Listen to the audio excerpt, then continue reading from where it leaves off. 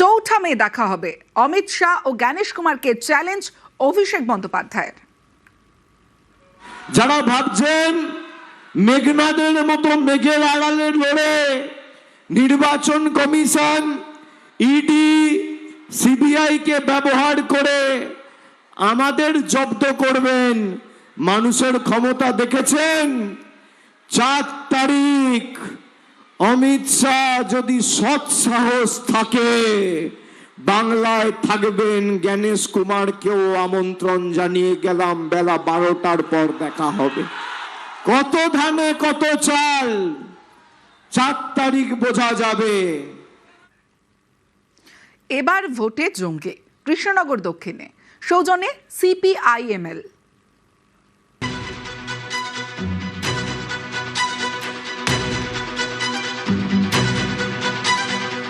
নামে কি বা আসে যায়, কিন্তু পদবিতে কি আসে যায়?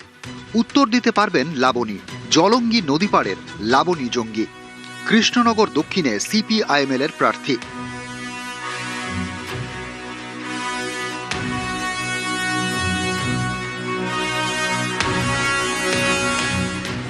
ওর যে পিতৃপুরুষরা যারা এখানকার, যদি বলেন সব জমি জায়গা এই টোটাল আর কি সারাউন্ডিং প্রায় অন্তত 20 কিলোমিটার এরিয়া ওদেরই হচ্ছে জমি জানতাম, জায়গা জানতাম। এবং সোশ্যাল বলুন, সামাজিক বলুন, স্কুলগুলো গড়ে তোলার ক্ষেত্রে ওর যে দাদা ঠাকুর আর কি আবু তাহের জঙ্গি, তার নাম আমরা শুনেছি। এবং তার বাবা সামাজিক কাজকর্মের মধ্যে থাকে। ওই জঙ্গি টাইটেলের সেরকম ব্যাখ্যা খুঁজে পাই না, বরঞ্চ ওরা অত্যন্ত সামাজিক, আপন।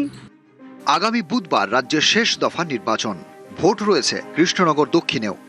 এই কেন্দ্রে সিপিআইএমএল এর প্রার্থী লাবণী জঙ্গি, প্রার্থীর পদবি জঙ্গি, এই নিয়ে নানা জনের নানা কথা। এসবকে একেবারেই গুরুত্ব দেন না লাবণী।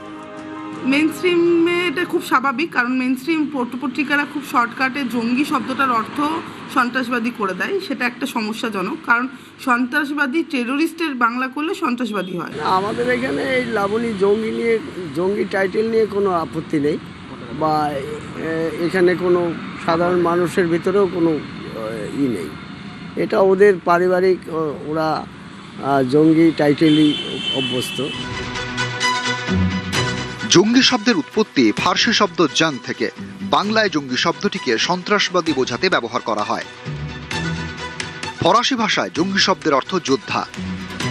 লাবণী বলছেন তিনিও যোদ্ধা।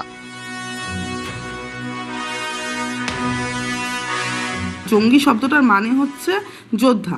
তো আমি আসলে জঙ্গি যোদ্ধা, যে জলঙ্গির জন্য যুদ্ধ করি, যে মানুষের অধিকারের জন্য যুদ্ধ করি। তো সেই হিসাবে তো মানুষের আমাকে সেই যোদ্ধা হিসাবেই, নিজের মেয়ে যে যাকে যোদ্ধা হিসাবে তৈরি করতে তারা কলকাতায় পাঠিয়েছিল, আর সে যোদ্ধা হয়ে তাদের জন্য লড়াই করবে বলে ফিরে এসছে, এই হিসাবে তারা আমাকে গ্রহণ করছে। তা সেরকম কি মানে যেটা মেইন স্ট্রিম ধারণার, যে ধরনের আপনি বলছেন সন্ত্রাসবাদী ধরনের, সেটা কোনো একটি মানুষও প্রচার কাজে তাদের মন থেকে আসেনি বা তারা কেউ বলেনি, কারণ আমি তো ঘরেরই মেয়ে। দ্বিতীয় বিশ্বযুদ্ধের সময় নদিয়া ধুবুলিয়ায় ছিল সামরিক ঘাঁটি।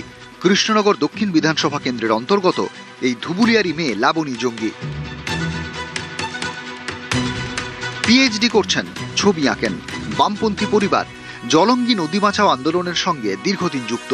এবার কৃষ্ণনগর দক্ষিণের প্রার্থী, প্রতিপক্ষ 3 বারের বিধায়ক তথা রাজ্যের মন্ত্রী উজ্জ্বল বিশ্বাস।